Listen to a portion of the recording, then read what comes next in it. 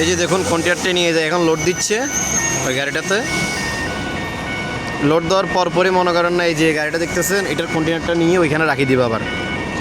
ওগুলো হচ্ছে যে আপনার যেটা লোড দিচ্ছে ওইটা বন্দর থেকে বের হয়ে যাবে, আর এটা হচ্ছে জাহাজ থেকে নামাইছে এখানে বর্তমানে বন্দরে রাখবে। পরবর্তীতে যখন এটার ডকুমেন্ট কমপ্লিট হবে তখন এটা বন্দর থেকে বাইর হয়ে যাবে।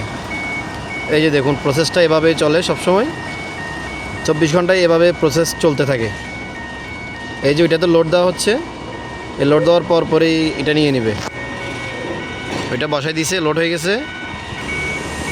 এই যে আস্তে আস্তে দেখুন খুব সহজেই কন্টেনারটা এখন ধরে নিয়ে যাবে, নিয়ে কন্টেনার ইয়ার্ডে রেখে দিবে।